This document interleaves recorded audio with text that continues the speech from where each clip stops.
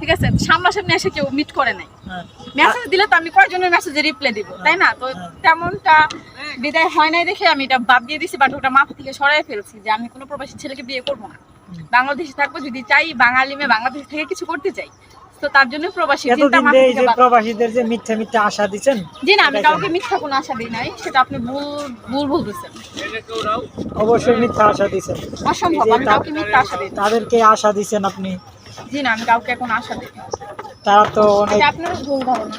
এখনো পর্যন্ত আমাকে তো অনেকেই নক দেয় যে আপনার সঙ্গে কথা হবে, যোগাযোগ করবে, আপনার বিয়ে হয়েছে কিনা। আসলে কি আপনার বিয়ে হয়েছে? না, আমার বিয়ে হয় না। বিয়ে হয় নাই? তাহলে যে এই যে আগে যে বলতেন প্রবাসী ছেলেকে বিয়ে করবেন, ওই যে বললাম না যে প্রবাসী ছেলেকে বিয়ে করলে, যদি আমি প্রবাসী ছেলেকে বিয়ে করি, যেহেতু আমি একটা বিজ্ঞাপন দিচ্ছি, তো প্রবাসী ছেলে ওই জায়গায় হাজার হাজার প্রবাসী ছেলে আমাকে মেসেজ দেয়, নক দেয়, তাই না? আমাকে দেয় না, হয়তো আপনার পেজে দেয়। যেমন তার জন্য মানে কয়েকজনের মেসেজে রিপ্লাই আমি দিব। যদি আমার ওরকমই কেউ আছে, তার মানে মানে রিয়েলি থাকে, তাহলে বাংলাদেশে আসুক, এসে আমার সাথে দেখা করুক। এতদিন অবশ্যই আপনার কোনো স্বার্থ ছিল প্রবাসী ছেলেকে বিয়ে করার পিছনে? না না, সেটা ভুল ধারণা। কারণ যে আজকে আমি আপনাকে বললাম যখন প্রবাসীদের কথা, আপনি সরে যাচ্ছেন, দূরে যাচ্ছেন, তার মানে আপনি অবশ্যই ভাইরাল হওয়ার জন্য বলছিলেন। জি না, আমি ভাইরাল হওয়ার জন্য বলি না, বাট মোটামুটি যথেষ্ট ভাইরাল আছি আমি, তো আর হওয়ার দরকার নাই। আবার কথা বলবেন, বলছিলেন আপনার সাথে কথা দিতাম। এখন কথা বলবেন নাকি? এখন যখন আসল কথা বলে ফেলছি, এখন বলবেন যে কথা বলবো না, তাই না? দেখেন কি একটা অবস্থায় মেয়েটি কিন্তু প্রতারণা করেছে আপনার সাথে, আপনাদের মন নিয়ে খেলা করছে। দেখেন এখন আপনাদের নিয়ে যদি কথা বলে, তাহলে সে কিন্তু কথা বলতে চায় না। দেখছেন যে আপনারা কাকে নিয়ে বিশ্বাস করতেন, দেখেন যে আপনাদের বিশ্বাসের মর্যাদা রাখলো না। ঠিক আছে, আমি সবার বিশ্বাসের মর্যাদা রাখছি। তো যারা আমাকে সত্যি ভালোবাসে, তারা হয়তো আমার আগের কথাগুলো মনোযোগ দিয়ে শুনবে, তাই না?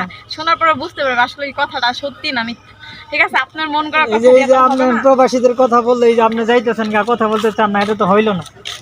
ঠিক আছে, বললাম না যে আমি কয়জন প্রবাসীর মানে মেসেজ রিপ্লাই দিব, তার জন্যই তাই না। ঠিক আছে, বুঝতে পারছি যে আপনি ভাইরাল হওয়ার জন্য বলছেন। জি না, আমি ভাইরাল হওয়ার জন্য ভালো কোনো টাকা আলা পয়সা কোনো লোক চাইছিলেন, এর জন্য করছেন, এটা আমি বুঝতে পারছি।